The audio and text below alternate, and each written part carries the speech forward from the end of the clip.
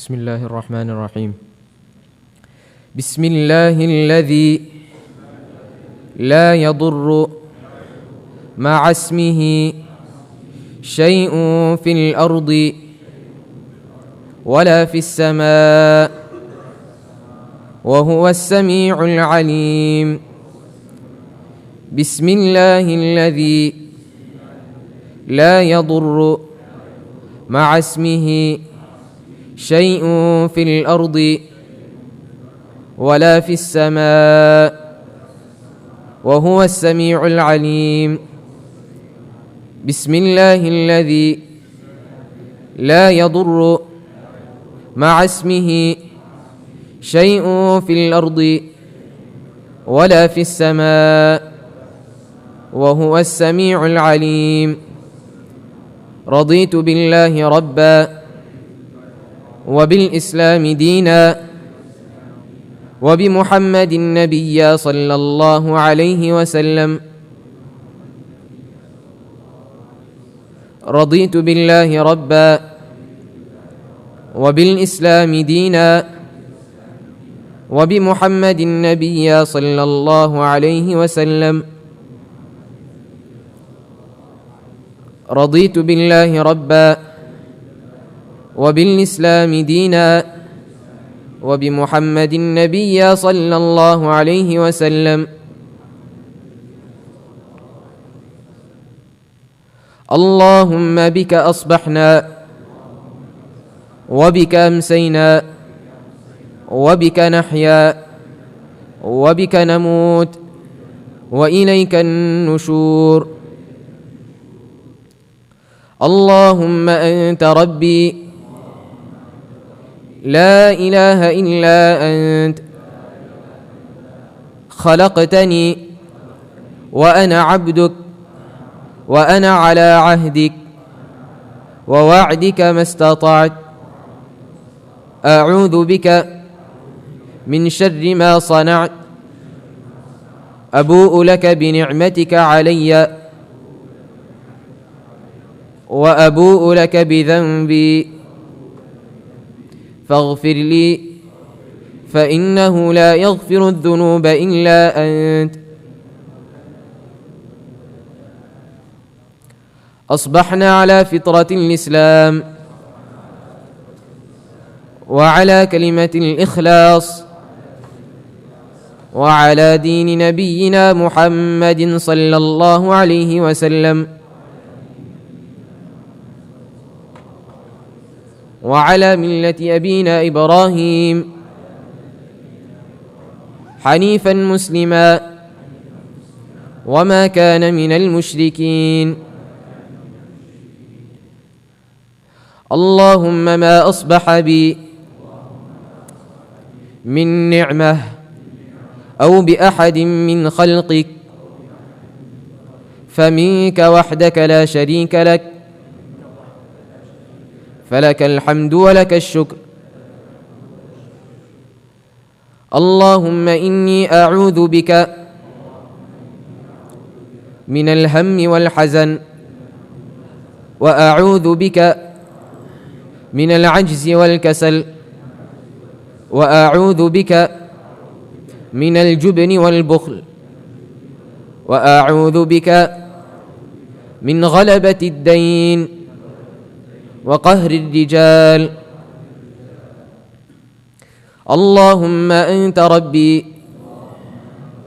لا إله إلا أنت، عليك توكلت وأنت رب العرش الكريم. ما شاء الله كان وما لم يشأ لم يكن. لا حول ولا قوة إلا بالله. أعلم أن الله على كل شيء قدير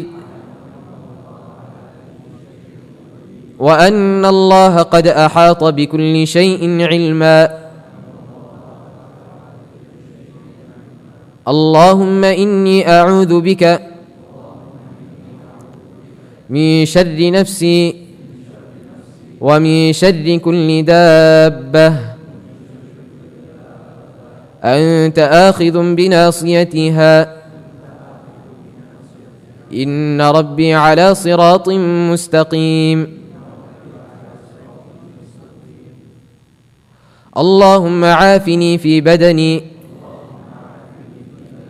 اللهم عافني في سمعي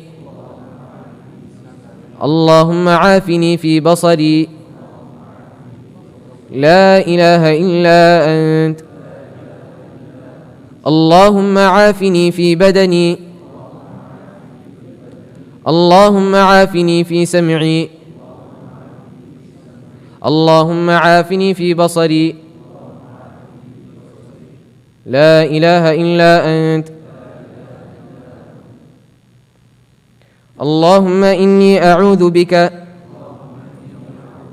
من الكفر والفقر اللهم إني أعوذ بك من عذاب القبر لا إله إلا أنت اللهم إني أعوذ بك من الكفر والفقر اللهم إني أعوذ بك من عذاب القبر لا إله إلا أنت اللهم إني أعوذ بك من الكفر والفقر اللهم إني أعوذ بك من عذاب القبر لا إله إلا أنت اللهم رحمتك أرجو فلا تكلني إلى نفسي طرفة عين وأصلح لي شأني كله لا إله إلا أنت سبحان الله وبحمده عدد خلقه ورضا نفسه وزنة عرشه ومداد كلماته سبحان الله وبحمده عدد خلقه ورضا نفسه وزنة عرشه ومداد كلماته سبحان الله وبحمده عدد خلقه ورضا نفسه وزنة عرشه ومداد كلماته أعوذ بكلمات الله التامات من شر ما خلق أعوذ بكلمات الله التامات من شر ما خلق أعوذ بكلمات الله التامات من شر ما خلق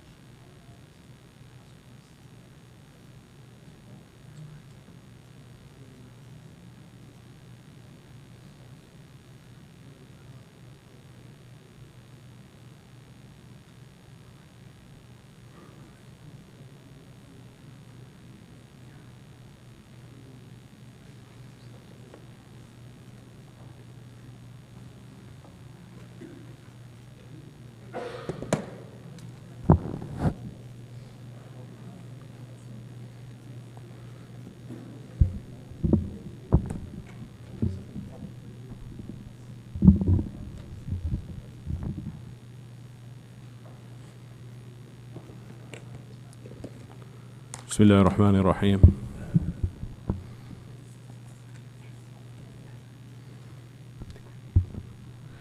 Some of the questions from the brothers and sisters.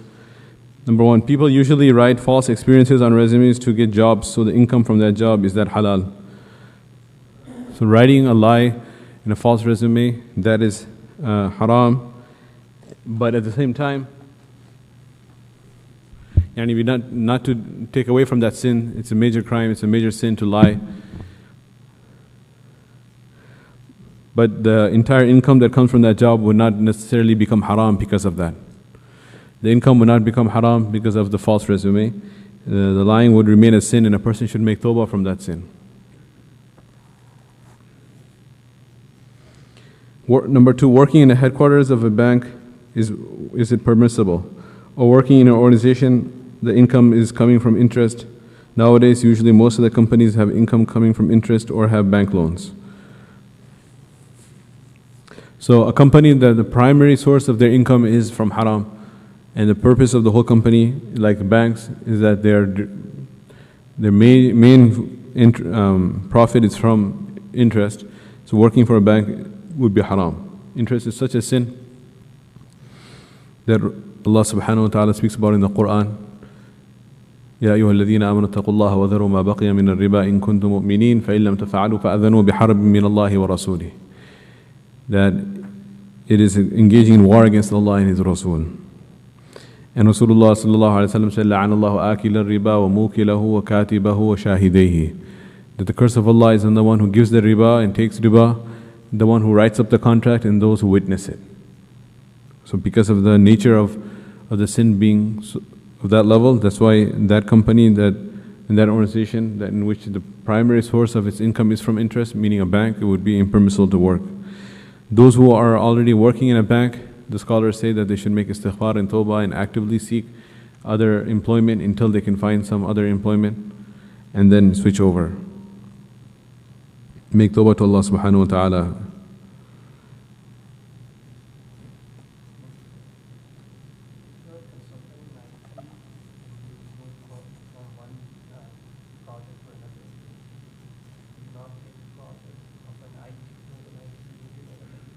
Yeah.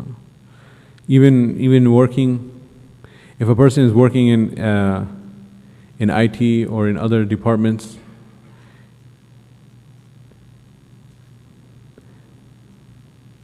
if the nature of his work is, if he's working for a bank, then all employment of a bank is something to avoid. Any nature of the employment, because of the primary source of the income being of the profits of the bank being based on interest. So we should try to avoid any employment of such banks. Of course, Islamic banks are exception to that, but normal banks.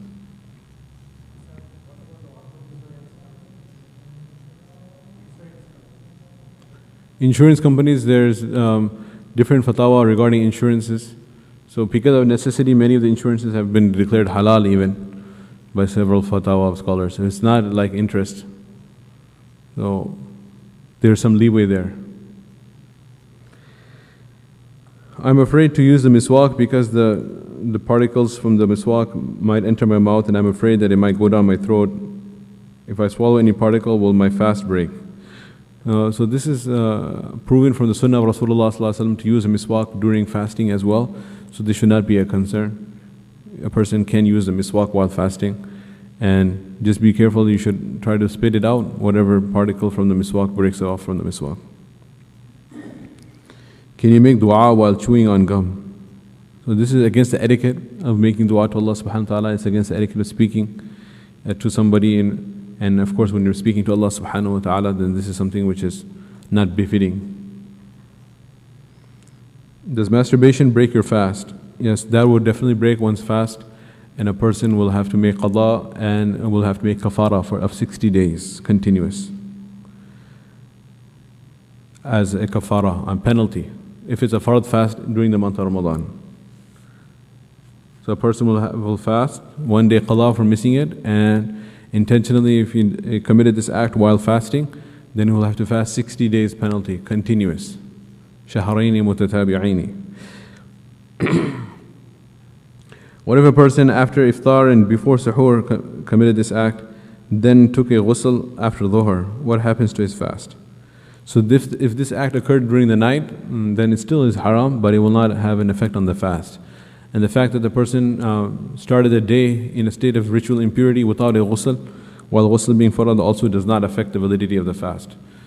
It is permissible, not in this manner, but through lawful relations with one's wedded spouse. For example, if a person is in a state of ritual impurity, major ritual impurity, and then the day starts and he takes the ghusl after the day has started, then his fast would be valid, as long as that activity didn't happen after the day began.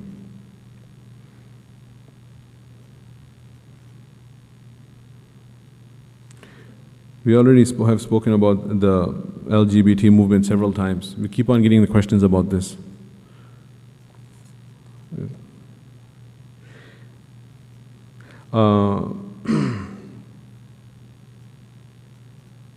Technically, if I was a movie star for 90 years and I took Shahada on my deathbed, would I be granted Jannah? Ji? Oh. If I was a movie star for 90 years, we covered the hadith of the person who killed 99 persons, and he went to ask, will I be granted tawbah? And the abid who didn't have ilm said that no, and he killed them and became 100. Then he went to an alim who had knowledge and he said, yes, you can be granted forgiveness. So I don't know which movies he's going to star in if he's 90 years in the business, in the industry. But he can be granted forgiveness.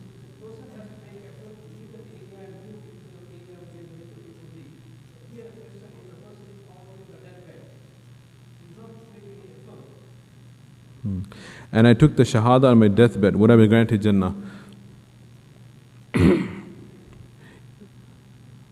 There is an incident of the Islam of some of the mushrikeen in the time of Rasulullah ﷺ, who were great enemies of Islam. I believe it was Ikrama bin Abi Jahl, the son of Abu Jahl. Abu Jahl, everyone knows, is a great mushrik. And his son, when he was coming to take Islam, take the Shahada, then he brought his hand forward, and Rasulullah ﷺ took out his hand to give him the bay'ah and to give him the shahada and the oath, and then he withdrew his hand for a second. Then Rasulullah ﷺ said, what happened? Do you have any doubts? Then he said that my entire life I have been fighting against you and the Muslims and Islam in the battle of Badr. He wasn't only a movie star, he was actually killing Muslims and torturing Muslims in Makkah, and thereafter killing them in Badr and Uhud and Khandaq. And I have a whole life of sin. What is going to happen now? So Rasulullah ﷺ said, do you not know, أَلَا تَدْرِي أَنَّ الْإِسْلَامَ يَهْدِمُ مَا كَانَ قَبْلَهُ, that taking the Shahada, if it's with sincerity, it wipes out all the sins committed before. So just taking the Shahada, when a person takes the Shahada, then it wipes out all of his sins. And that story, that in that hadith, it's not just a story, but it's an actual hadith where Rasulullah, where the alim advised him that you should move to the city of the righteous ones, the place of the Salihin, go live to the Madinah to Salihin. And then he was on his journey there. That's with regards to maintaining that tawbah. So when a person takes the Shahada, then all the previous sins are forgiven right at that moment. And that advice was with regards to being able to keep it up. Your slate will become clean, but very quickly can become soiled once again. After a person takes the Shahada, the next Salah time comes and he misses it, he already got a major sin now. Or next time he ends up going back to his old habits of drinking or eating haram, he has started incurring sin. So we don't want to become too relaxed also. A person who takes Shahada, he has a clean slate, but he has to maintain that. And istiqamah and steadfastness on that Islam would be helped by moving to a righteous place. But taking the Shahada does forgive, is a means of forgiveness of all past sins. Yeah.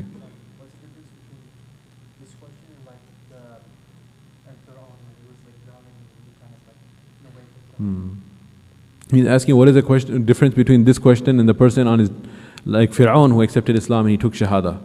Why is his Islam not acceptable? Allah subhanahu wa ta'ala speaks about this in the Quran in Surah Yunus.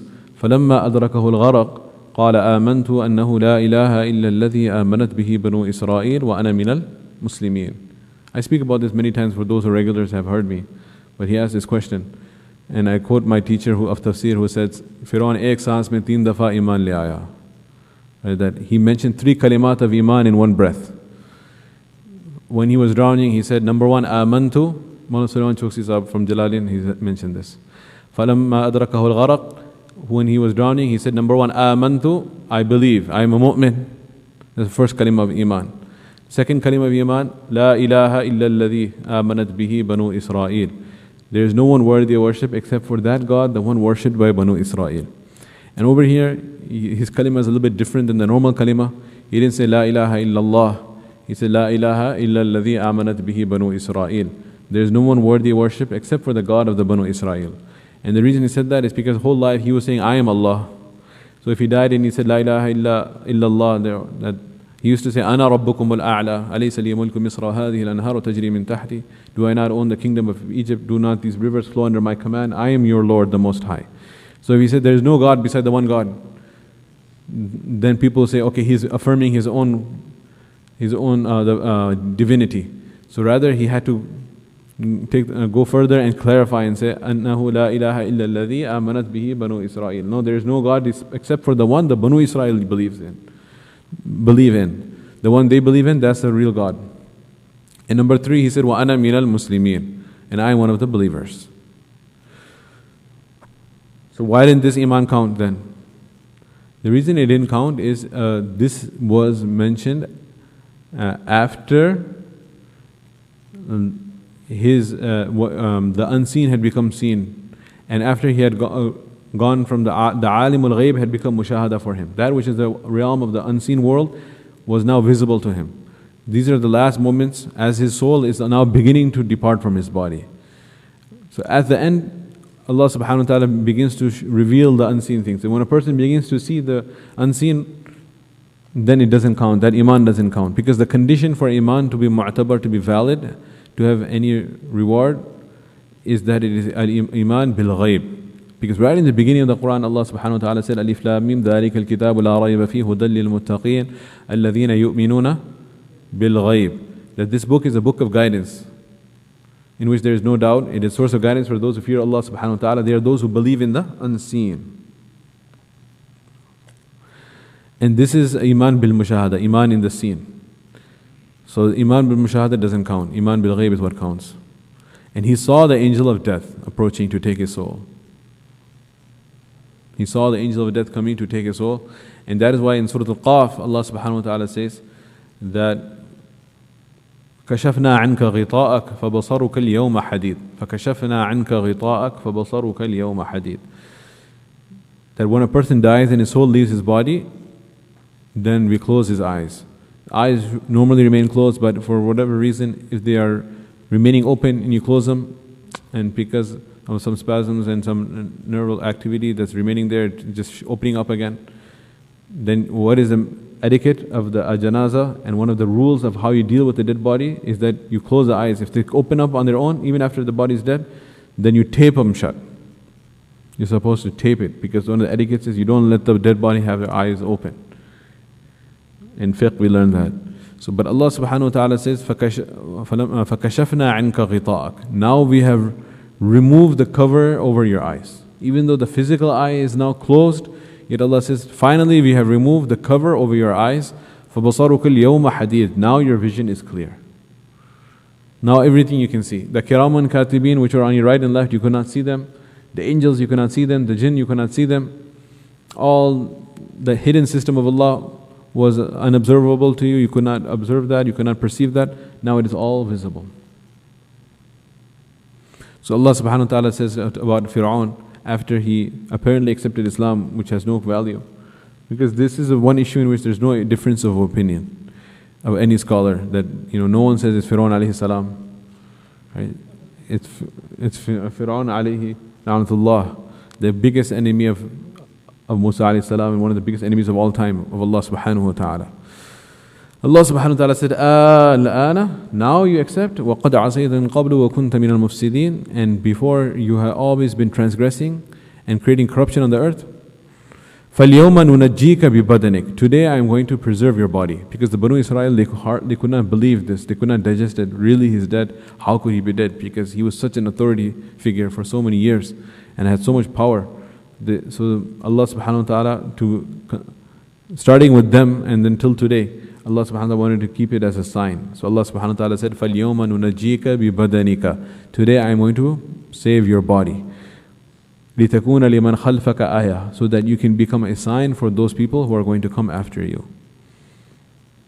So the mummy of Fir'aun, of Ramses II, it travels the world. It came even to it came to Field Museum here in Chicago. The body of Fir'aun. It's mentioned in the Quran. It travels around the world. and different museums. وَإِنَّ كَثِيرًا مِنَ النَّاسِ عَنْ آيَاتِنَا لَغَافِلُونَ. However, majority of people, they are oblivious to our signs. They think it's just a historical thing that, but this was actually the body of the Pharaoh of Musa alayhi salam's time that has been preserved, as Allah mentions in the Quran.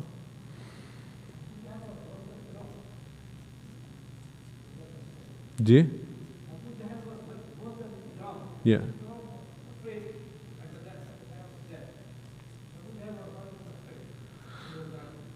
All right. Rasulullah sallallahu alaihi wasallam said that inna likulli, every prophet had a big enemy, a great enemy, and وَفِرْعَوْنُ هَذِهِ الْأُمَّةِ Abu Jahl. The Fir'aun of this ummah, the worst enemy of mine of this ummah is Abu Jahl, and my enemy is even greater than the enemy of Musa alayhi salam. In the battle of Badr, Mu'adh ibn Afra and Mu'awwaz ibn Afra, two Ansari brothers, they went. You're reminding me I have to answer all of these. Sisters? Allah. Inshallah. We can continue this next year maybe. So, when Mu'adh ibn Afra and Mu'awwaz ibn Afra, the two Ansari youth, they went and they attacked Abu Jahl and they brought him down. Then finally Abdullah bin Mas'ud radiallahu anhu climbed on top of the chest of Abu Jahl in the battle of Badr, and to complete the job, to sever his head from his torso, from his body. And at that moment, Abu Jahl to the end, instead of believing or when he's going to die, he said, "Oh Abdullah bin Mas'ud, you are a shepherd, you used to graze sheep, you're such a lowly, despicable person, have no value in society. And do you realize how high a position you're sitting on? You're sitting on the chest of Abu Jahl. This place doesn't befit you. I wish there was somebody more worthy, finishing me off rather than you." Then he said, "Okay, now that you are going to kill me, then sever my neck cut it from the lower end, so that when they line up the skulls, mine should be the highest, above the other heads." These are his last words. Somebody who really likes gum, they're saying, can you make wudu with gum in your mouth? Can you pray with gum in your mouth? Even if you're not chewing. Before we had a question about making dua with gum in the mouth. So making wudu with gum in your mouth, it does not invalidate your wudu per se. And can you pray with gum? No, you should not pray with gum in your mouth. Even if you're not chewing, Allah subhanahu wa ta'ala says, وَقُومُوا لِلَّهِ قَانِتِينَ. Stand in salah with qunut. So khushu' and khudu'. Internally, we should be focused in our prayer, that's in khushu'. And externally, our body parts should be in the method without extra movement, additional movement, as shown by Rasulullah sallallahu alaihi wasallam. That's called khudu'.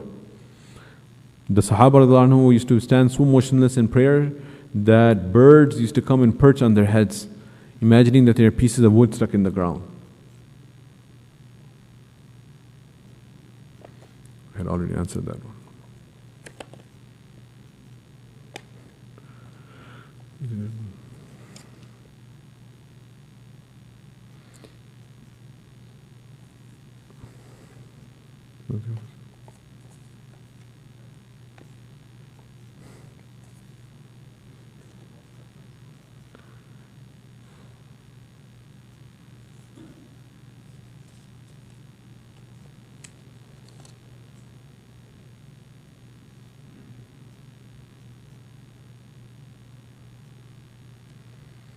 This is some long comments.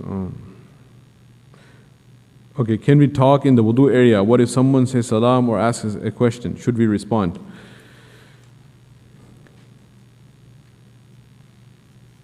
Yeah, when a person is making wudu, while he's making wudu, if he's talking, it's permissible. It's not that, like when a person is praying, it's not permitted to talk. While a person is making wudu, it's permissible to talk. Excessively talking and being so ghafil and not reciting the du'as is not recommended. There are du'as to be recited while making wudu, while washing one's face, while washing different limbs. So a person should ideally be engaged in that rather than idle conversation. But at the same time, if somebody does talk, then it's permissible.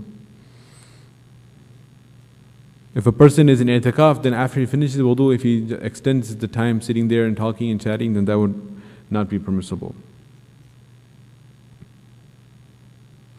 I've heard that a believer who enters the fire of Jahannam and then eventually enters Jannah will have a mark to identify the time he spent in Jahannam. Is this true? No, I have not come across that. I will not deny it, its existence if it is there, but I have not come across that. Lam ajidu.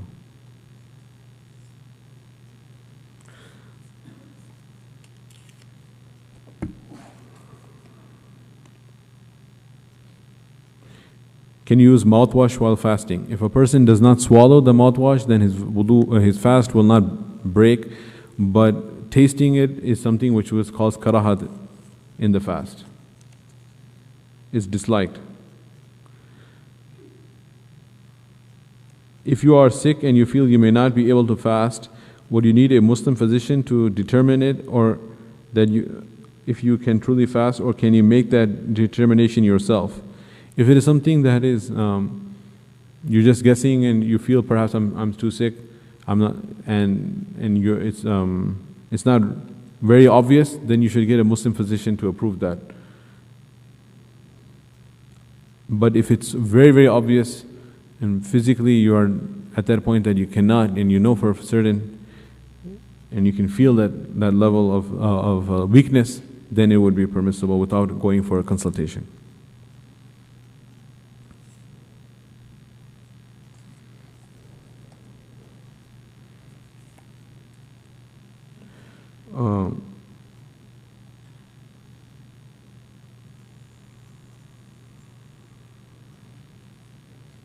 These questions is seeking wasila okay? So there are different types of wasila people seek. One is that if the haram and the shirk form that the mushrikeen used to adopt. When they were asked, why do you worship these false gods? They used to say, مَا نَعْبُدُهُمْ إِلَّا لِيُقَرِّبُونَا إِلَى اللَّهِ زُلْفَى. That we worship these false gods so that they can bring us closer to Allah subhanahu wa ta'ala, to the real Allah. We believe in the one Allah, but we also believe in these false gods so that they can take us towards Allah. So if this is considered a form of wasila where a person is worshipping someone beside Allah subhanahu wa ta'ala, or seeking help from these and believing that they have the power to help a person, then this is wrong. Like people believe that some of the Anbiya alayhimus salam, or Awliya alayhimus salam, or Ali radiallahu anhu, or Abdul Qadir Jilani rahmatullahi alayhi, that these mashayikh, they can come to a person's aid and they can help. See, we say in the Quran, in fact in Surah Al-Fatiha, we always repeat, إِيَّاكَ نَعْبُدُ وَإِيَّاكَ نَسْتَعِينُ. Only you do we worship, وَإِيَّاكَ نَسْتَعِينُ. Only from you we seek help. So we make isti'ana only from Allah subhanahu wa ta'ala. We seek help only from Allah, not from ghayrullah.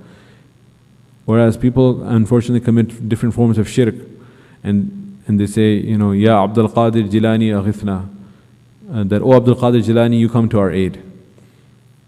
And oh Ali, Ya Ali, Al-Madad, Ya Ali, Al-Madad, Ya Hussein, Ya Abbas, Ya Abul Fadl Abbas. So they're calling the uncle of Rasulullah sallallahu alaihi wasallam, Abbas radiallahu anhu, or calling Ali radiallahu anhu, or calling Hassan and Hussein radiallahu anhuma, calling them to help. Abdul Qadir Jilani rahmatullahi was a great scholar and a great virtuous, righteous man. So calling out to such people to help and aid, this is shirk, a form of shirk, because it comes under the form of tawheed, the oneness of Allah subhanahu wa ta'ala. There are different forms of tawheed. One is the tawheed fi dhat, one is to believe in the oneness as in His being, that they are not two gods, they are not three gods. Like the Majus used to believe that there's a khaliqul khair and khaliqul shar, the creator of evil and the creator of good. So they believe in two gods. So this is shirk fi dhat. This is the easiest form of shirk to understand. That believe in two gods, believing in three gods, believing in a million gods like the Hindus. In believing in only one God, la ilaha illahu, that's shirk, tawheed fi dhat. But it's not limited to that. It's also tawheed fi sifat, that in attributes, meaning those attributes which are specific to Allah subhanahu wa ta'ala, if you grant those attributes to someone else besides Allah, then you are doing shirk in the sifat of Allah subhanahu wa ta'ala. Like Allah subhanahu wa ta'ala alone is alimul ghaybi wa shahada, who has complete knowledge of the unseen. And this ilmul ghayb, if you give it to any prophet of Allah and you believe, or any nabi of Allah or wali of Allah, or anyone else besides Allah, has complete knowledge of the unseen, as if he has that crystal ball and can see everything and knows everything, then this is called shirk fi sifat. Or is omnipresent or omnipotent. This is sifat of Allah subhanahu wa ta'ala, that if you assign it to anyone else besides Allah, shirk fi sifat. An example of that is اتخذوا أحبارهم ورهبانهم أربابا من دون الله. That the ayat came in the Quran that concerning the Christians, that they have made their popes as gods besides Allah. So Adi ibn Hatim radiallahu anhu was from one of the northern Arabian tribes, the Banu Tay, and because of the proximity to the Eastern Roman Empire, the Byzantine Empire, they were allies with them or vassals of them, and they ended up adopting Christianity. They were a Christian Arab tribe of the north, and he accepted Islam. So he said, "Oh Rasulullah sallallahu alaihi wasallam, I do not want to object against this ayah, but I have a question." The Quranic ayah, Allah says, "Ma na'bud," that they used to make them as gods besides Allah. Whereas I don't remember we worshipping the popes. We never worshipped our priests and popes. Well, why does Allah subhanahu wa ta'ala say that اتخذوا أحبارهم ورهبانهم أربابا من دون الله? Then Rasulullah sallallahu alaihi wasallam asked him that if your pope, he declared something halal or haram, and did you vest him with that authority? Does he have that legitimate authority in your deen? He can declare things from his own side as halal and haram, and whatever is in the Torah and in Injil, he can alter that and change that and go against that. So they said, yeah, he has that authority. So then Nabi Sallallahu Alaihi Wasallam explained to him that this is a sifa which belongs only to Allah. The authority of tahleel and tahleel and tahreem, to declare the sharia, to make the sharia, make things halal, make things haram. So this is tashri', and the shari' is only Allah subhanahu wa ta'ala. Even Rasulullah sallallahu alaihi wasallam, he does not have the authority to make anything halal or haram. Anything he is telling us is halal and haram is from the aspect of him being the messenger of Allah. Min haythu annahu Rasulullah. As a messenger of Allah, he's conveying to us the order of Allah subhanahu wa ta'ala. So that's why you gave this authority to them. So that sifat and attribute that belongs to Allah, you granted to ghayrullah. So that is a shirk fis sifat. Of course, talking about the Imams of fiqh, if someone say, well, Imam Abu Shafi declared this haram and Imam Abu Hanifa declared that halal, is that the same thing? Very, very different. The difference is the ayn and the ha. One is shari' and one is sharih. Sharih is that they're commentating on the law. They're making sharah. They're explaining to us the order of Allah, Rasulullah sallallahu alaihi wasallam, and the order of Rasulullah sallallahu alaihi wasallam. And they never claim that they have the authority in their own being, on their own right, that they can make that call and make that judgment. They're explaining to us what Allah and the Rasul said. That's why tajweed is important, so we don't confuse shari' and sharih. So anyway, and then the third form of the shirk is shirk fil ibadat, meaning those acts of worship which are restricted to Allah if you do to ghayrullah. For example, making sajda. Naturally, this is the first thing comes to mind. You making a full frontal prostration. This is reserved for Allah subhanahu wa ta'ala. You cannot make that to any human being. Or any other creation, living or dead. Any tree, any grave, any person, any photo, any idol, that's completely haram. But it's not limited to that only. It's also forms of ibadah include tawaf.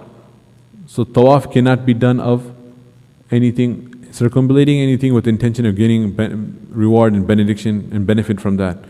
Like people do tawaf of graves. They literally make 7 tawafs of the grave. I've seen it, and those who have seen it might have seen it in different places. In Muslim lands, unfortunately, people are involved in such forms of shirk where they make tawaf of graves. So that is a form of ibadah. And also sacrificing to please, like we make the sacrifice, the udhiyah, the qurbani, and Eid al-Adha, we do it to please Allah subhanahu wa ta'ala. If somebody sacrifices an animal to please the soul of Abdul Qadir Jilani or Ali radiallahu anhu or some sheikh, this is also a form of shirk. But we have to make the distinction between doing it for isal al-thawab. If you sacrifice it for the pleasure of Allah and you distribute the meat and say that the thawab of this sadaqah, you make the niyyah that it goes to the soul of your father, grandfather, mother, any deceased individual in your family, that's permissible. Because you did an act of reward, a good deed, pleasing Allah, you sacrifice the animal for the pleasure of Allah, distributed its meat, and then you hope the reward of that goes to the deceased person. Versus sacrificing it for the pleasure of the deceased person. If I sacrifice it for Abdul Qadir Jilani or for Baba Fariduddin or Khaja Ajmeruddin, Muinuddin Chishti Rahmatullah Alayhi or Ajmeri Rahmatullah Alayhi, Data Darbar, or any of these, not on Diwan. But in these dargahs that are there, if for the one who is buried there, I slaughtered for his happiness, then he will grant me a child. Right? So this is shirk fil ibadat. Even nida, calling out and istighasa, seeking help, like we say, Ya Allah. So likewise, if we say Ya Rasulullah and we hope that Rasulullah is going to hear our call and come to our aid, with that intention, saying Ya Rasulullah is wrong. But of course, if a person says it out of love, technically Ya Rasulullah, the words Ya Rasulullah are not haram, it's the aqidah with it. So if a poet in his poem is saying Ya Rasulullah and addressing the Prophet ﷺ, that's not haram or shirk right away. It depends on what the intention is.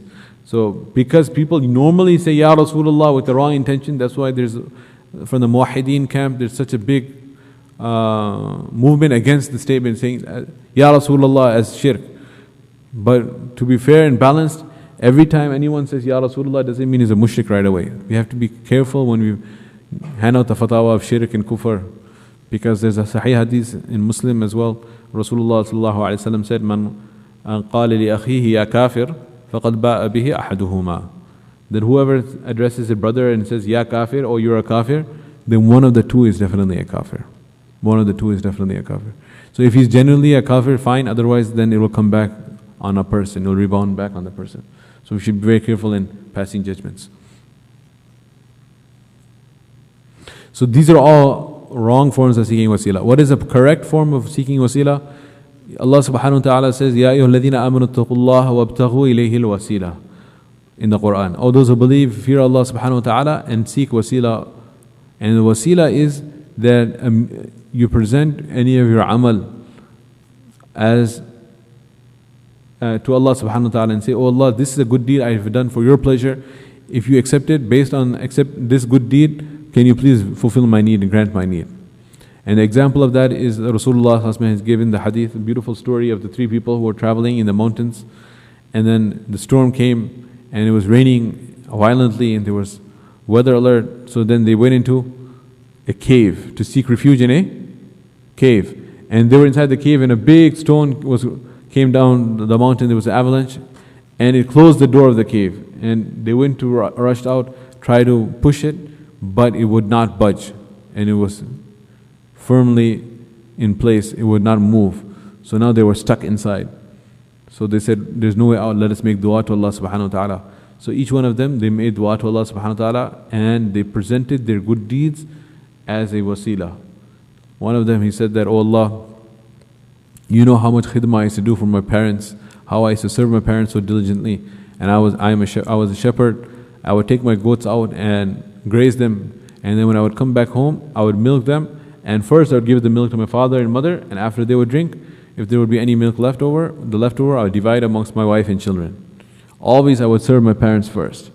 But one day I went very, very far with my goats, and it took me a long time to come back, and by the time I came back, my parents fell asleep. I did not want to wake them up, so I stood by their bed with the milk, waiting and waiting, whereas my family were impatiently waiting for the milk, but I said, no, I cannot give them until I give you until I give my mother and father. And the whole night passed this way until the morning came. Then they woke up, then I gave them the milk first. So this service to my parents, Oh Allah, if I have done it only for your pleasure, Oh Allah, if you accept this deed, I present this as a wasila.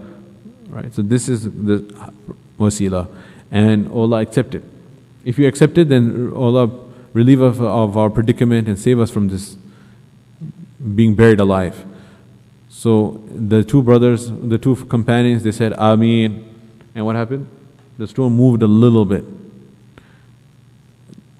So they rushed to see that if they could go out, then saw, no, it's just a little bit, not enough for them to come out. So then they went back to say, let's make dua. So the second one, he said, I'll come in the front, make dua, and you both say Ameen. He made dua.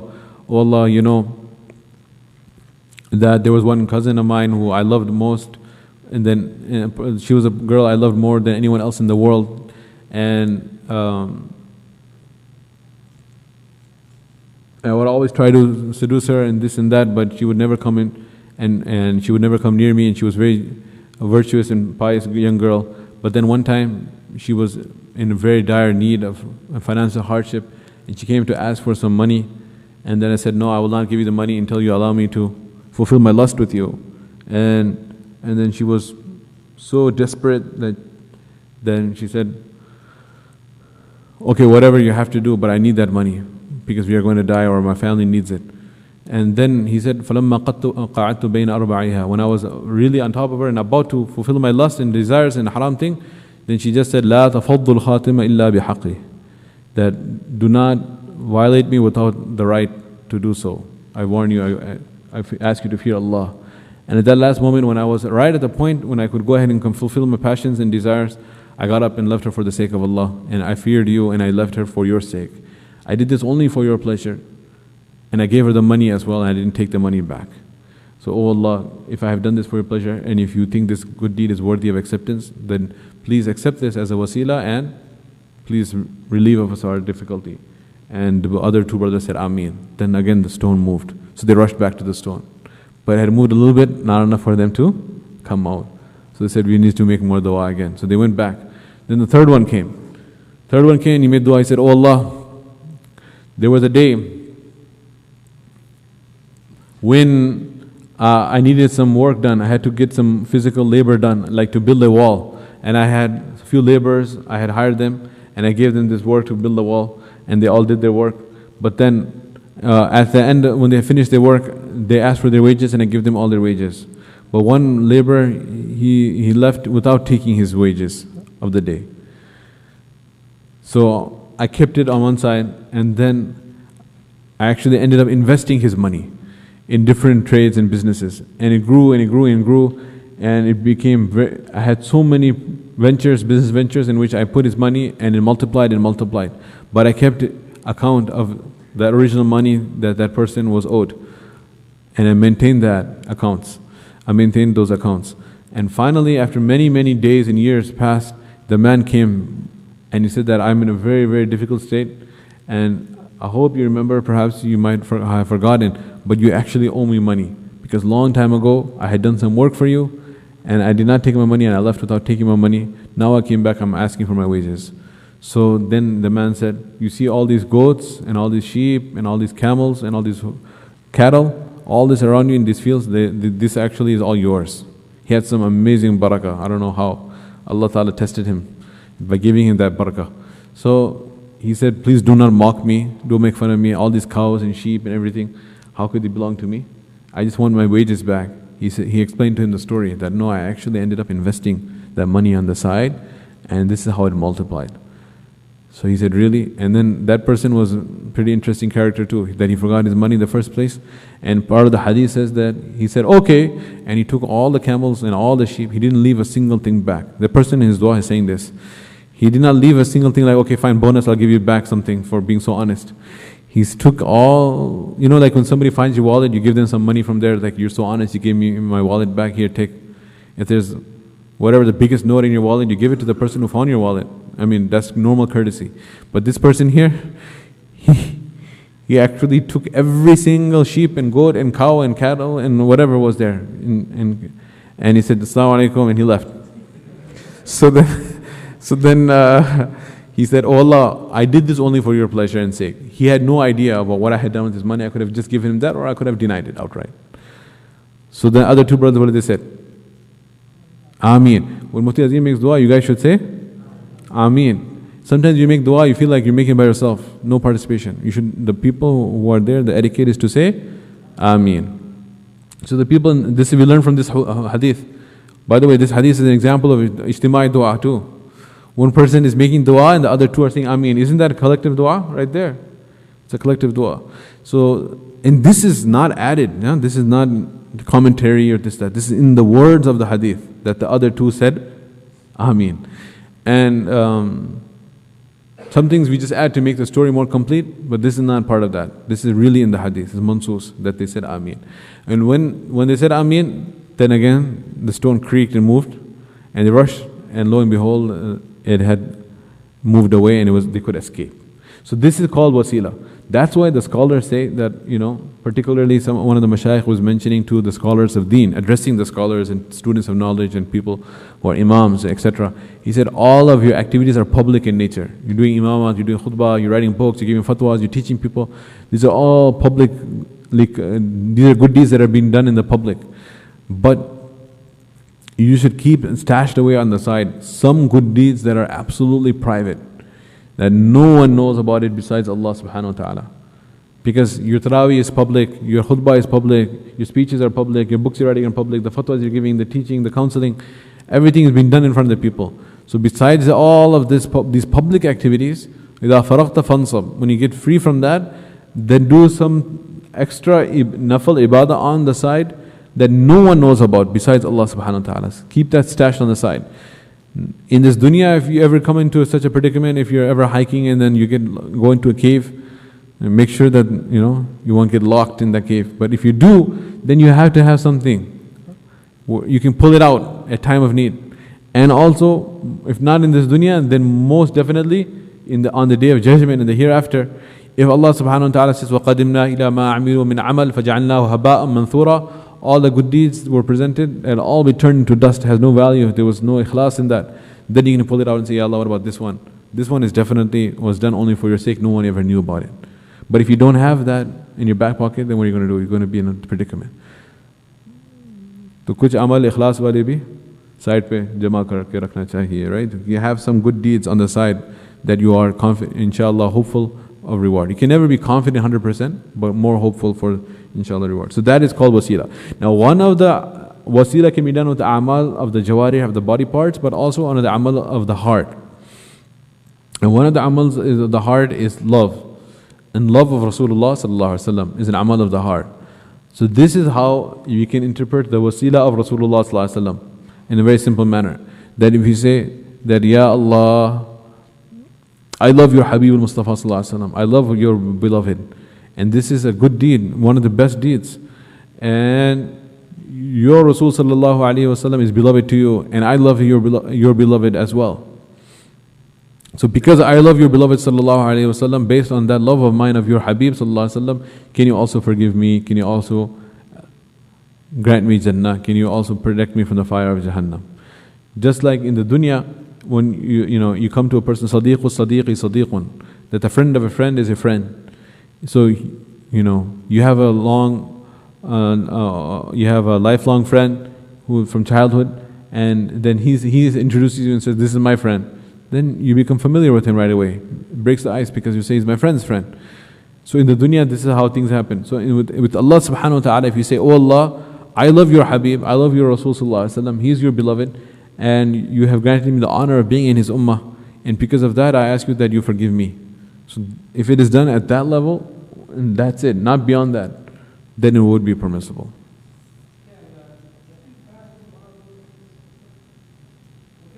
Yeah, if a person does nafil fast and he's asked Allah Ta'ala that I had remained thirsty and I had made hungry for your sake, nafil additional, and he presents that to Allah Subhanahu wa Ta'ala and says, "Oh Allah, please accept that good deed and on their behalf grant me my request." That's permissible. That's mentioned in the Quran. وَابْتَغُوا إِلَيْهِ الْوَسِيلَةِ. Question: what happens to animals after they die, like the goats on Eid day? This is the wrong Eid. Now this Eid you're going to have like desserts and other mitais and stuff. You'll have this on Eid al-Adha. So the goats, what happens to the goats and all the other animals is mentioned in that if there was any, they will be resurrected. And if there was any injustice done between them, then retribution will be given. An example is that goat which had horns. If he beat up that goat without horns, they will be resurrected, and the one who did not have horns will be granted horns, and he will be allowed to attack the one who had attacked him. And when this scene will be finished and all the justice has been established, then they will be turned into dust. And this is when this scene will be observed by the humans who will not be turned into dust. Then they will say, what they will say, Ya laytani kuntu turaba. This is the last ayah of Surah An-Naba. That they will say, Ya laytani kuntu turaba. I wish that I could be turned into dust. We just heard it last night in Taraweeh. يوم ينظر المرء ما قدمت يداه ويقول الكافر يا ليتني كنت ترابا. On that day, a man will see all what he has sent forth, and the kafir will wish from the bottom of his heart that I wish I would be turned into dust. But he will not be able to turn into dust. That's what happens to the animals. Will the Prophet ﷺ's mother, father, grandfather, and etc. go to Jannah? There was no Islam at that time. So there are different people who have written different things, but the best thing is that we will not be asked about that, so we should make tawaqquf. We should remain silent on this matter. We should remain silent, and we'll see, inshallah. We have to worry about making it to Jannah ourselves. Tilka ummatun qad khalat. That is a nation that has passed. Laha ma kasabat wa lakum ma kasabtum. They have to their credit and against them what they have done or they have not done. And you have for your credit and against you what you have done or not done. وَلَا تُسْأَلُونَ عَمَّا كَانُوا يَعْمَلُونَ. You will not be asked about what they have done. It's in the Quran. Who are the four women that are the highest status in all time? They would have been a prophet if they were female prophets. So I believe they're asking, the question is, if there were female prophets, they would have been prophets. So this is like saying, if Allah had a son, I would be the first one to worship. Like in the Quran it says that. So there's nothing wrong in saying that.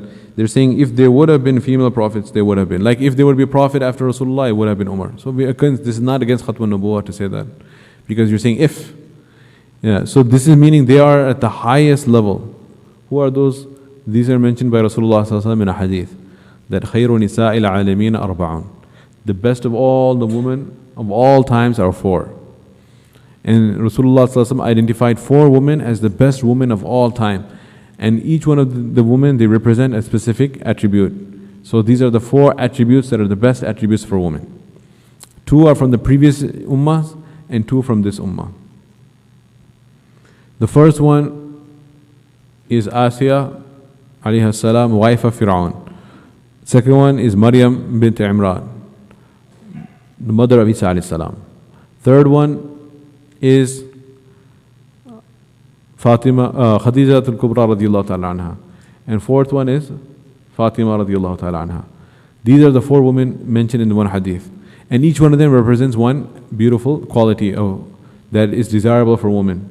And for all people, and specifically for women in this case.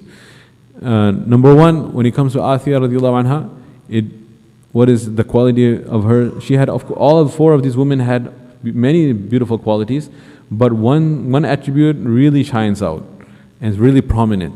The prominent attribute and quality of Asiya alayha salam, the wife of Fir'aun, was her istiqamah and steadfastness on the deen, despite having a very, very difficult time. Her husband being no one less than Fir'aun himself. And she was the most beloved queen of Fir'aun, the one that when he had already ordered that all male children of Bani Israel will be killed, وَقَالَتِ امْرَأَةُ فِرْعَوْنَ قُرَّةُ عَيْنٍ لِي وَلَكَ. The wife of Fir'aun said, this baby who came in the river, it will be the coolness of my eyes and your eyes. لَا تَقْتُلُوا. Do not kill him. عَسَىٰ أَن يَنْفَعْنَا. He might benefit us. أَوْ نَتَّخِذَهُ وَلَدًا. We'll make him our child. We'll adopt him. So when she made this request, Fir'aun, he said he could not refuse her. He could refuse anyone, but he could not refuse her because she was his most beloved wife. We can gauge from that incident. Yet, when she accepted Islam, he tortured her mercilessly, and she died a lingering death. And Allah subhanahu wa ta'ala praises her in Surah Al-Tahrim. وَضَرَبَ اللَّهُ مَثَلًا لِلَّذِينَ آمَنُوا إِمْرَأَةَ فِرْعَوْنَ. Allah subhanahu wa ta'ala gives an example for the believing woman of the wife of Fir'aun. إِذْ قَالَتْ رَبِّ ابْنِ لِي عِنْدَكَ بَيْتًا فِي الْجَنَّةِ. Remember when she was dying and she was tortured to death, she said, Oh Allah, build for me a palace near you in Jannah. وَنَجِّنِي مِنْ فِرْعَوْنَ وَعَمَلِهِ. Save me from Fir'aun and his cruel actions. وَنَجِّنِي مِنَ الْقَوْمِ الظَّالِمِينَ. And save me from the oppressing people, the oppressors. So Allah accepted her dua and her soul was taken away from her body and she was entered Jannah. So when women, complain about their husbands, like in counseling sessions, I tell them that he's probably bad. I'm sure he's a really bad guy, but it can't be worse than Fir'aun. So this is an inspiration for women who are undergoing difficult times in marriages, that how Asiya alayhi salam remains steadfast in her deen. And if there is a scenario where the husband is not allowing the wife to practice the deen, then she can take inspiration from Asiya alayhi salam and remain steadfast on her deen. لا طاعة لمخلوق في معصية الخالق. We cannot obey the creation in such a manner that incurs disobedience of the Creator. And the second one, Maryam alayhi salam, of course, her most outstanding virtue was her chastity and her purity, and how her eyes and her heart and her mind were completely pure from any evil thoughts pertaining to being chaste and pure. From childhood, she was engaged in the ibadah of Allah subhanahu wa ta'ala. Her mother, Hanna bint Fahuda, when she was pregnant, she made this vow to Allah subhanahu wa ta'ala. Inni nadartu laka ma fi batani muharrara. O Allah, the child that I am bearing now, I have dedicated the child for the service of Bayt al-Maqdis and make him an imam of the masjid and an alim. فَتَقَبَّلْ مِنِّي, O Allah, accept it.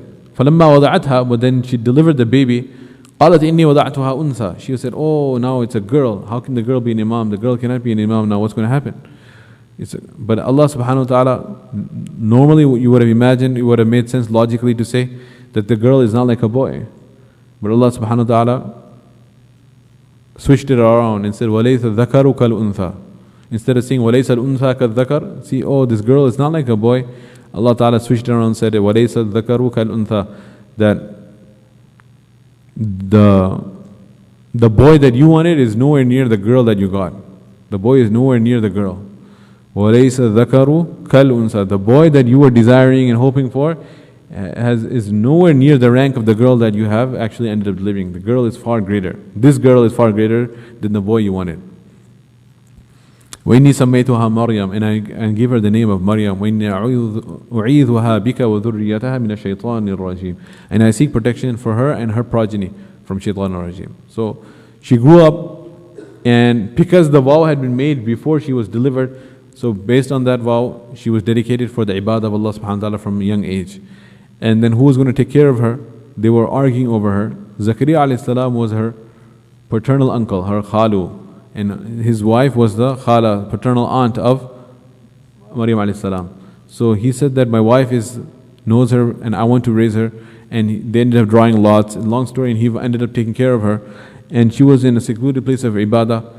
And he was locked, yet when he came inside, he found that she had fruits out of season, etc., etc. Finally, when the angel came, and the angel came to grant her the glad tidings of Isa alayhi salam, that she will deliver Isa alayhi salam.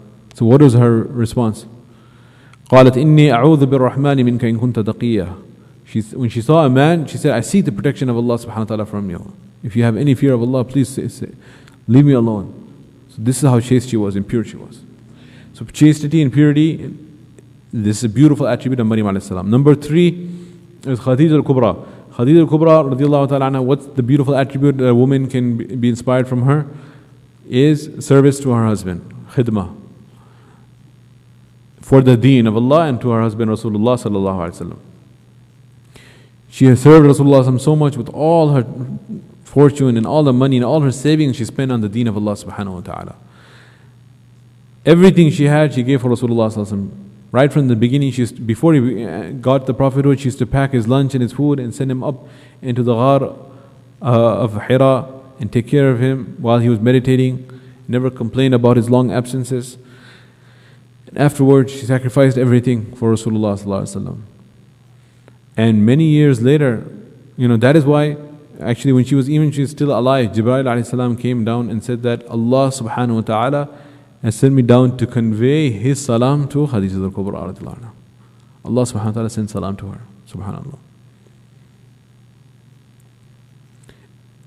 And when Aisha Siddiqa radhiyallahu anha would ask many years later that why do you remember her so much when her friends come or when her sister came, how you excited you got and served them and honored them out of memory and love for Khadija al-Kubra. Why is it that you remember her so much? Rasulullah sallallahu alaihi wasallam, as the natural jealousy of a co-wife, even though she had long ago passed, Rasulullah sallallahu alaihi wasallam said that amanat bi lamma kadhabani an-nas. She is the one who believed in me when everyone rejected me. She is the one who supported me when everyone threw me out. And she is the one who bore me and my children. How can I not love her and remember her? So to support one's husband and to aid one's husband in righteous causes and righteous works, and to be when Rasulullah came from the cave after receiving the first revelation, how Khadija al-Kubra radiallahu ta'ala anha consoled him. She didn't just say, why are you scared and go to sleep, forget about it. No, but rather she gave him a huge, long, consoling speech, which is mentioned in Sahih Bukhari, right in the beginning of Kitab al-Iman, Babu Bad al-Wahi, in the chapter on how the Wahi began. That she said that, look, you are such a righteous person, you feed the poor and the hungry, you take care of the orphans, you take care of the widows, you are like this, you are like this. It's a very long speech she gave. So how could Allah allow you to get hurt? Don't worry, everything's going to be fine. She gave such a comforting speech and talk and consoling talk to her husband. That shows her beautiful attitude and her character. And the fourth one is Fatima radhiyallahu anha. What's her unique attribute? Is zuhud, abstinence from worldly pleasures. The queen of the Jannah, she was in such a condition that she did not have anything of this world. On some occasions, she did not have enough material to cover herself. And Rasulullah ﷺ came, he knocked on the door and he said, with me is Imran ibn Hussein, can we enter? She said, oh my dear father, I do not have enough clothes even to cover myself properly. I apologize. You may enter, but I cannot cover myself from the non-mahram. And the hunger and the zuhud that she had is well known.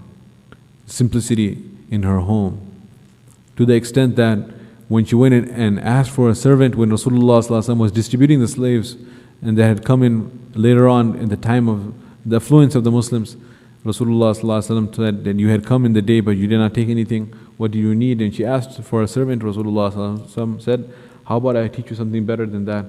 And he gave her the tasbih, which bears her name, the tasbih Fatimi. Before you go to sleep, recite 33 times Subhanallah, 33 times Alhamdulillah, 34 times Allahu Akbar. This will help you.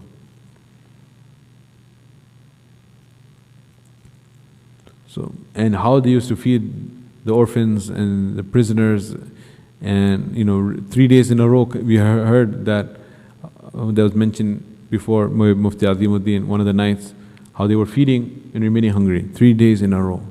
So this is the zuhud.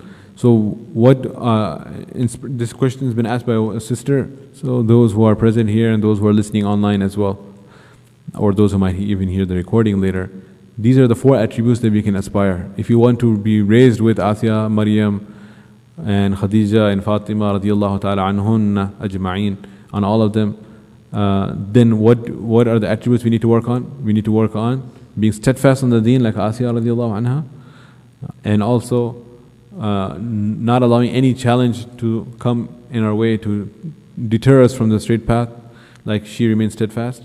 We need to remain chaste and pure, and not leave the hijab, the commandment Allah has given us of a woman to remain modest, like Maryam alayhi salam, and to help our husbands and support them like Khadija al-Kubra radhiyallahu anha did, and also not to make worldly pleasures our goal in life, and decorating of homes and amassing things of this dunya our objective, but rather be inspired by the queen of the Jannah, Fatima radhiyallahu ta'ala anha.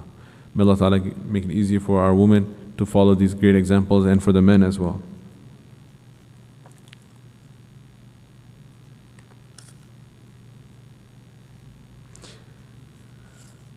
Can I say only 2 salams in Salatul Janazah if the Imam only says 1? Yes, you can say 2 salams.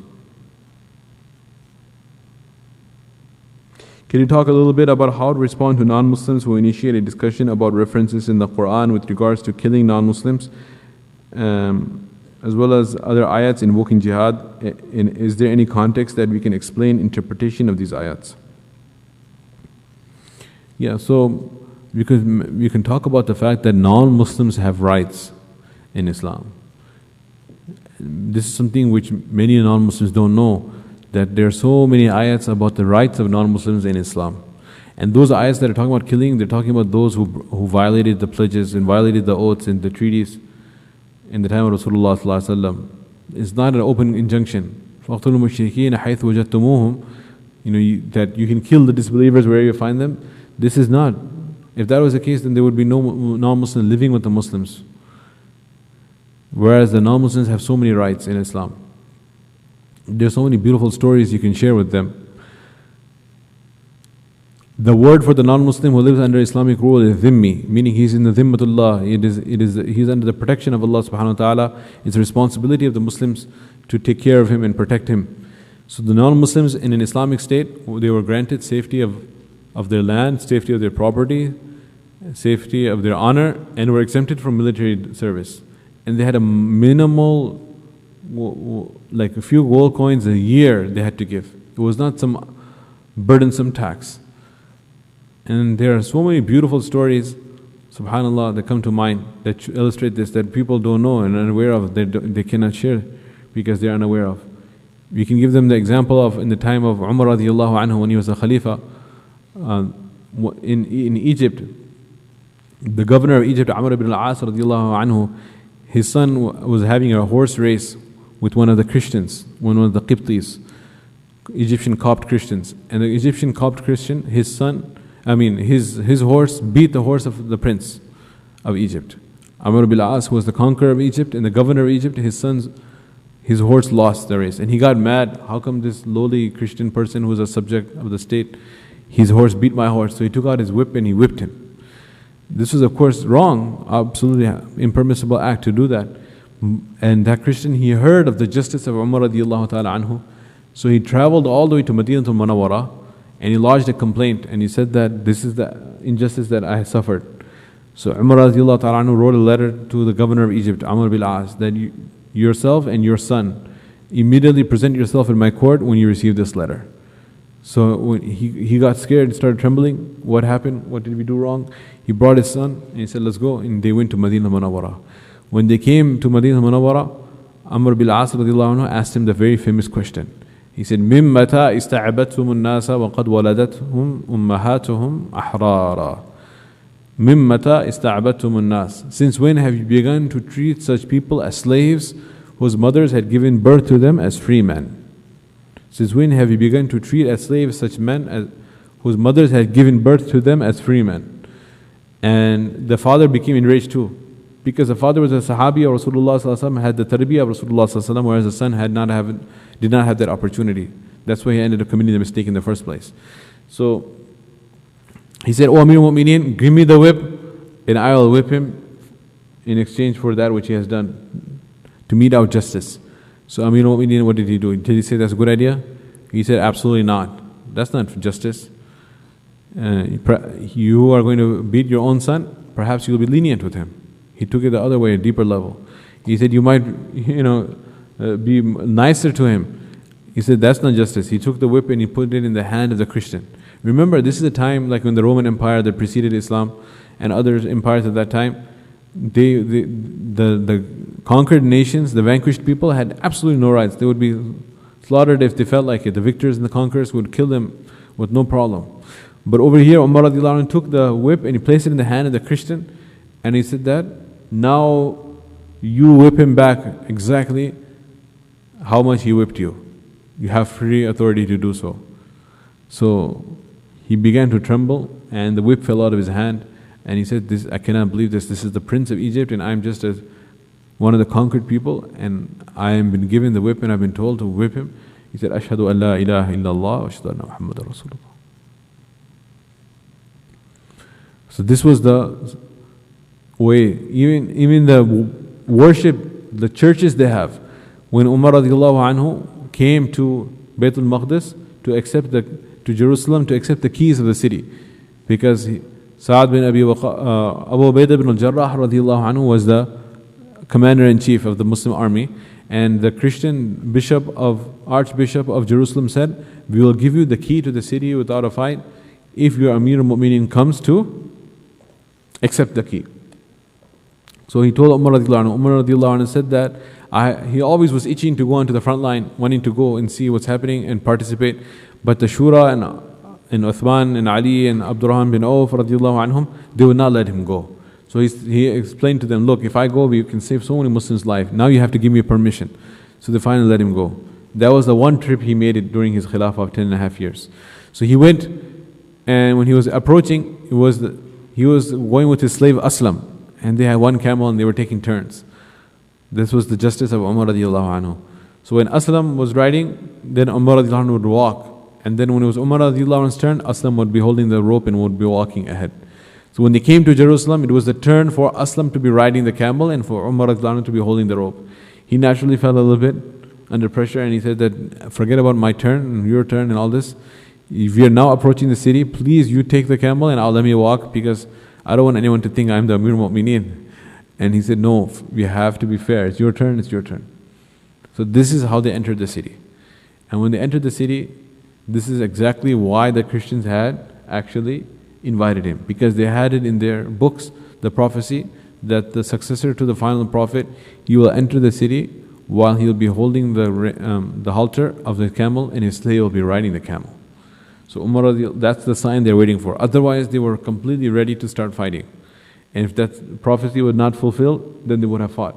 But Alhamdulillah, for Umar radiallahu anhu fulfilled that prophecy. He did not ride the camel, he kept on walking, even though of course this was unknown to him, what's going on behind the scenes. And they came and they took the keys.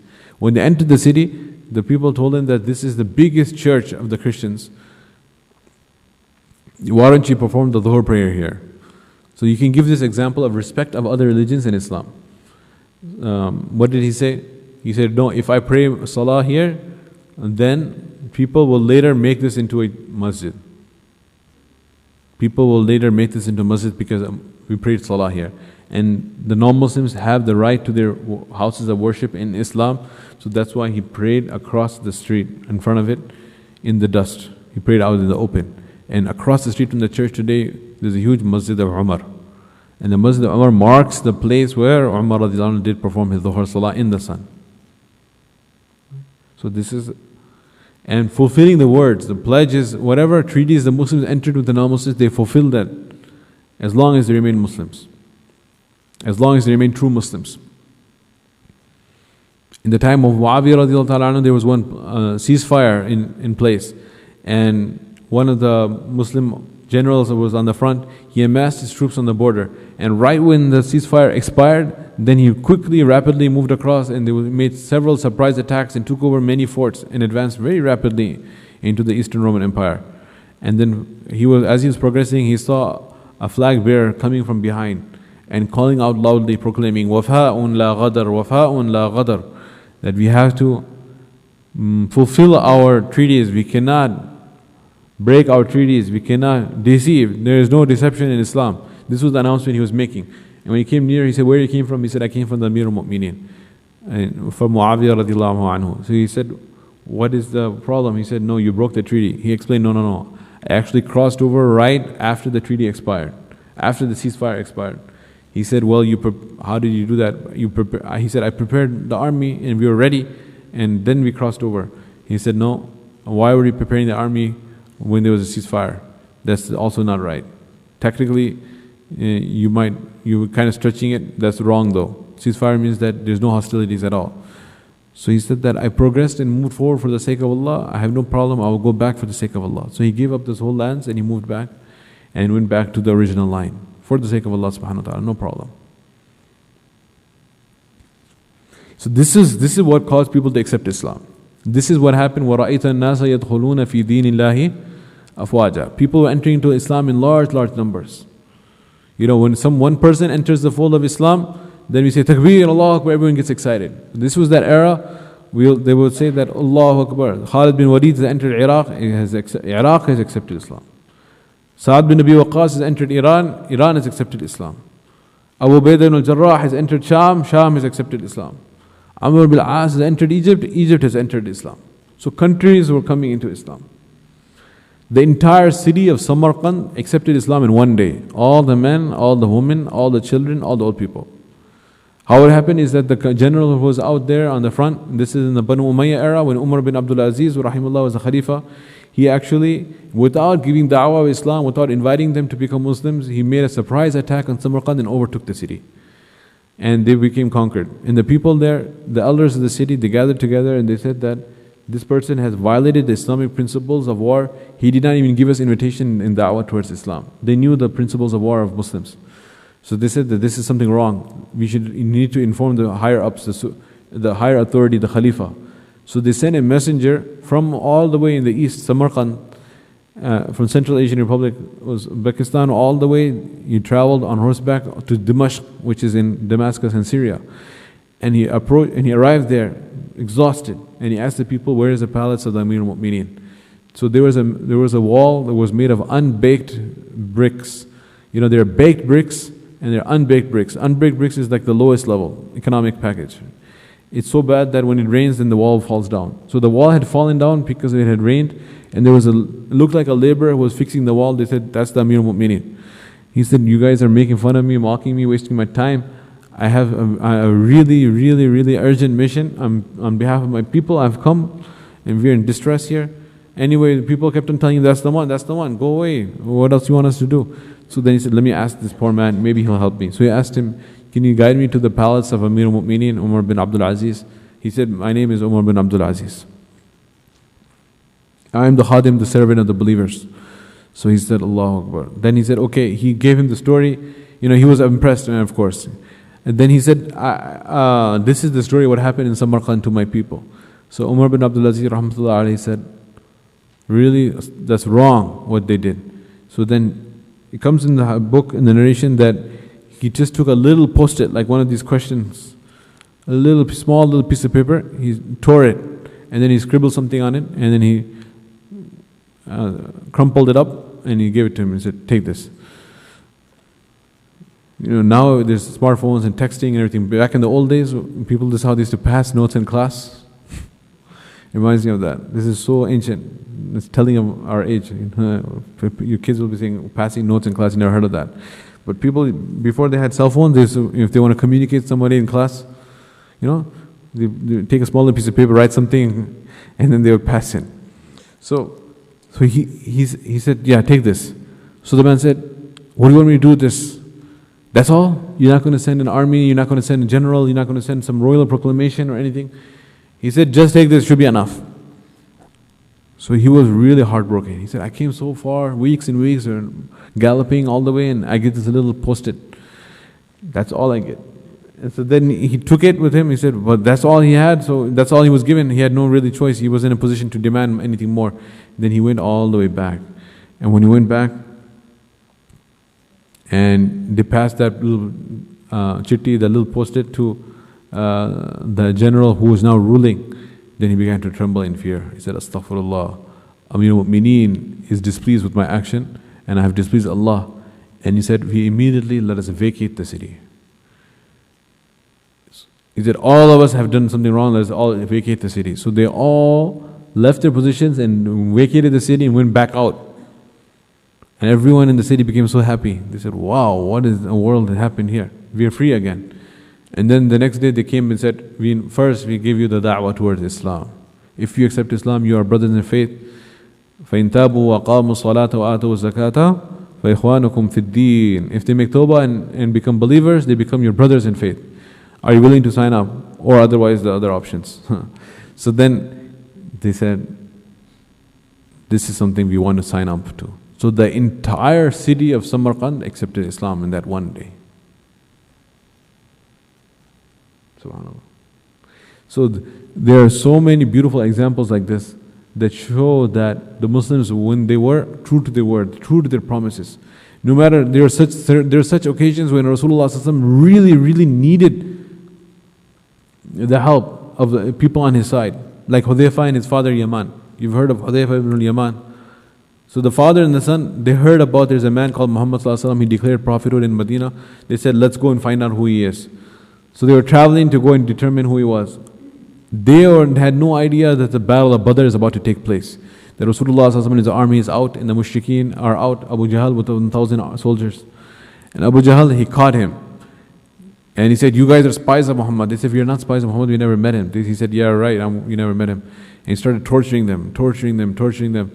And tell me, where's Muhammad? Tell me, where's the army? How many numbers you have? Where are you located? Where is your hiding place?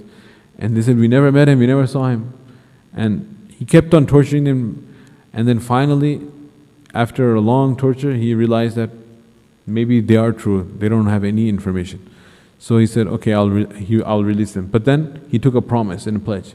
He said, I release you on the condition that if you do join up with Muhammad, you will not fight with him against us.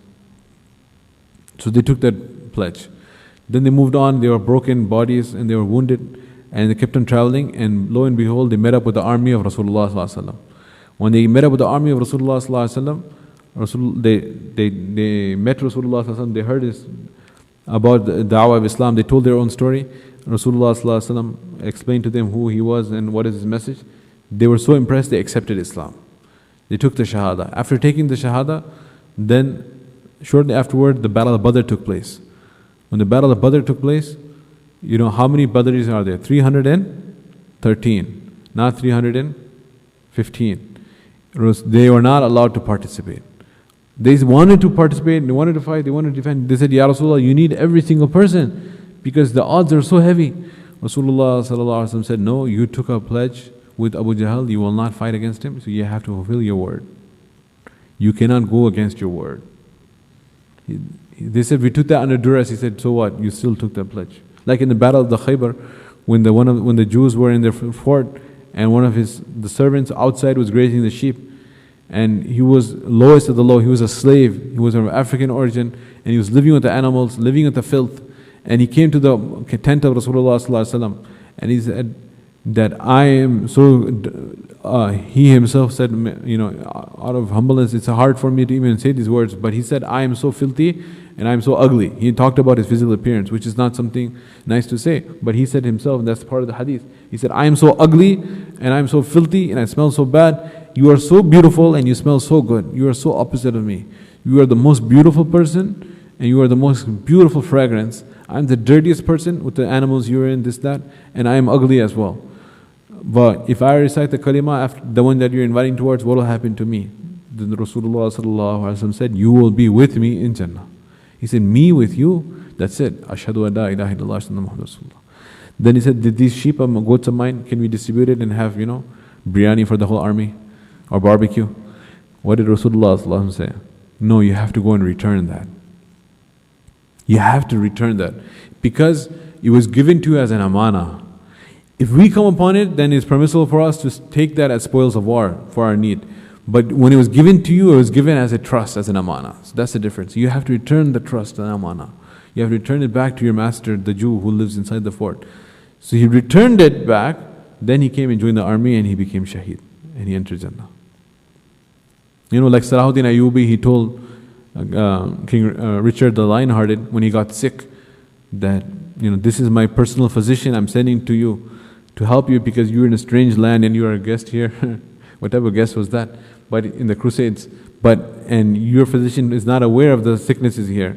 And he didn't send him to poison him, but really to prescribe him and help him. He said, so this was at the humanitarian level. I'm sending my own personal physician to help you. But if Salahuddin Ayyubi would meet Richard the Lion-Hearted in a battle, he would, without any hesitation, kill him because he was fighting against him for the sake of Allah subhanahu wa ta'ala. So this is how they balanced it. Subhanallah. So there are so many examples. We can keep on going. I believe we have passed the sunrise. Where's my watch? We have passed sunrise? Sunrise over there. And yeah, 1 minute to sunrise. So we have that are full of such history. Now it's up to us to learn about our beautiful past and bring those ideals back. Bring our ideals back. So non-Muslims, their life is protected, their honor is protected.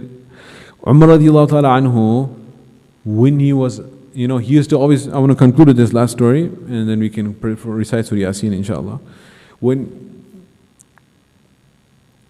he used to make a dua that never made sense to people his whole life. He used to make a dua, Allahumma arzuqna shahadatan fi sabilik waj'al mawtana bi baladi habibik. So this was otherwise like ijtima'u ad-dain, meaning two opposite things he's mentioning together. He's bracketing in his dua. He's saying, Oh Allah, grant me shahada in your path, martyrdom, and Oh Allah, grant me death in the city of your beloved. So people used to wonder like what kind of dua is Amirul Mu'mineen making? Because shahada is on the front line in Iran, in Egypt, in Syria, and he wants to shahada, but he wants it in the capital of Islam. And capital of Islam of Medina is completely peaceful, and there's no chance of shahada here. So he wants it all. He wants shahada, and he wants to be buried near the Prophet. Like literally, he was buried next to the Prophet in the same room eventually. So how can you can't eat the cake and have the cake? You gotta, you either get shahada or you get Medina. You can't get both. But he used to make the dua. And his dua was fulfilled. He was granted shahada in Medina. Firoz Abu Lu'lu, this Majusi, there's a whole conspiracy with Hormuzan this enemy. It's like a triple hypocrite munafiq. He accepted Islam, became murtad, he accepted Islam, became murtad, accepted Islam, became murtad. Finally, he was captured and he was brought and he was going to be, he should have been killed. But Allah knows best, he was left alone. This Persian prince, relative of the Persian emperor, Khabith, would be very Khabith, evil person. And he was very sly. So when he was brought and he was going to be killed finally for being a murtad 3 times. And then he said he asked for some water. So the dying man's wish, they gave him water. Then he was looking at the water and he was making some strange face. So Umar radiallahu anhu said that, why are you making such strange face? He said, I don't even know if you're going to let me drink this water. So Umar radiallahu anhu said, Wallahi, I swear I will not kill you until you finish that water. Then he threw it down on the ground. So then he couldn't kill him, right? So that's how he escaped. That's what I'm saying. He was a very sly person, shaitan. Anyway, he set up this whole thing. Firoz Abu Lu'lu, he was the one who sent him to finally assassinate Umar radiallahu anhu. This was prophesied by Allah subhanahu wa ta'ala. But Allah ta'ala had already decreed he was going to gain shahada. This was, Rasulullah had already said that. When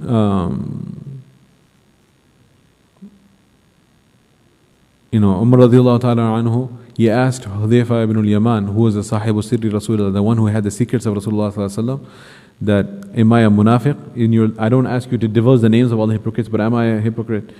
And so he said, no, you're not a hypocrite, you are the door holding back the fitnas.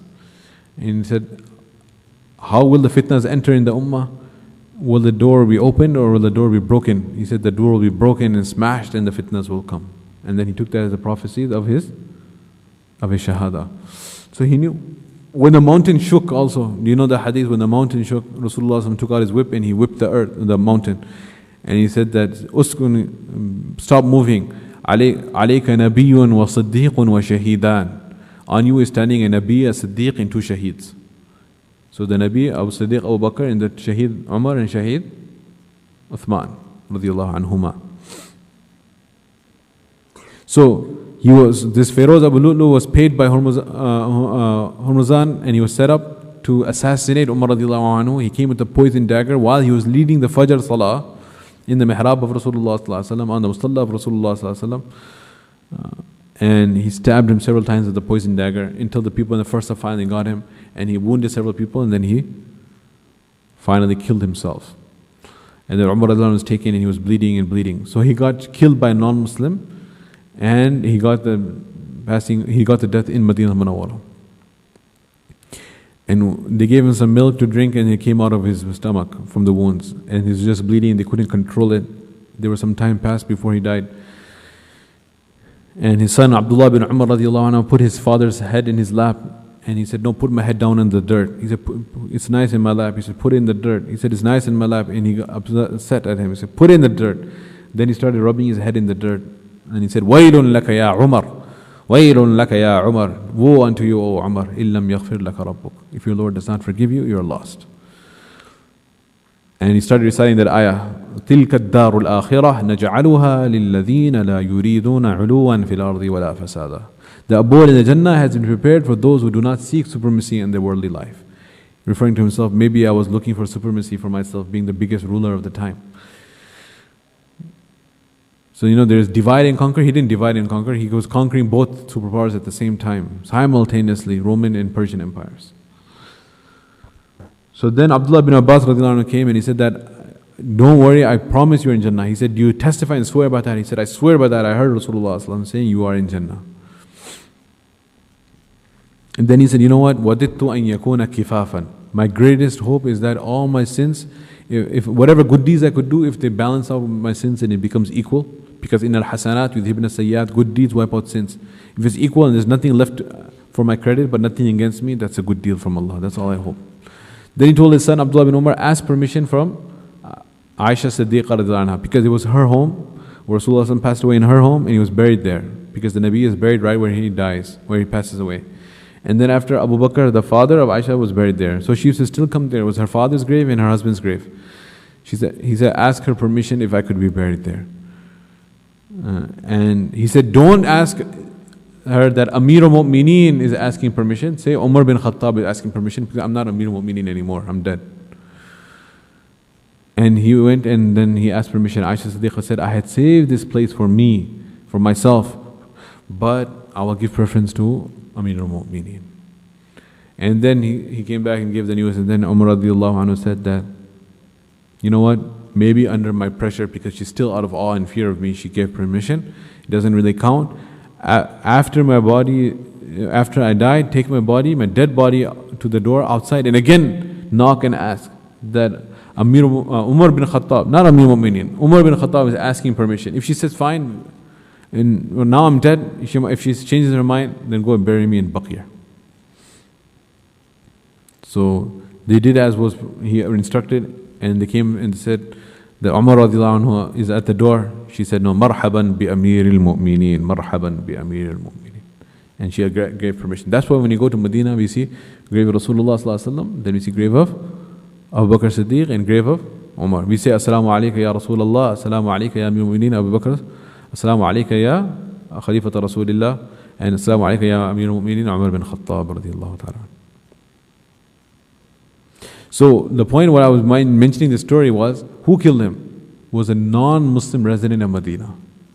And that is why Umar radiallahu anhu's this is the reason I mentioned the story, and I said my last story, is his parting advice when he was leaving this world was that be nice and kind to your non-Muslim subjects. Do not try to take retribution in your out of control, and no, do not take your revenge and anger out of control and start mistreating the non-Muslims because I died at the hand of a non-Muslim. Even though, since he died from a non-Muslim resident of Medina, Dhimmi, he could have said that off with all their heads, kill them, or kill all the extended family of this man, destroy him, uproot their homes. And not only did he not do that, but because he feared the general backlash from the Muslims who will be so upset that you non-Muslim Zimmis, we treat you so nicely and you kill our Amir. You know, they might be looting and mobbing of their areas and their neighborhoods. So while he was dying, and he died by one of them stabbing him, he still, last advice was be kind and nice to those who Allah has placed in your dhimma, in your responsibility, that you must take care of them. So this was the behavior of the Muslims to the non-Muslims. May Allah subhanahu wa ta'ala give guidance to the present Muslims who are completely destroying our beautiful legacy, mistreating them, killing the prisoners. Astaghfirullah. In the battle of Badr, there was a prisoner who said that my master, the one who I was granted to him as a prisoner until I was ransomed and granted freedom. I recall the husband, the father, the mother, and the children, they remained hungry and they were feeding me. They remained hungry and they were feeding me. And now we have the so-called ISIS who are killing prisoners in the name of Islam. This is absolutely nothing to do with our deen. May Allah subhanahu wa ta'ala guide them and allow us also to present Islam in the correct light, in the correct manner. Wa akhiru da'wana alhamdulillahi rabbil alameen. Inshallah, let's recite Surah Yasin and make dua.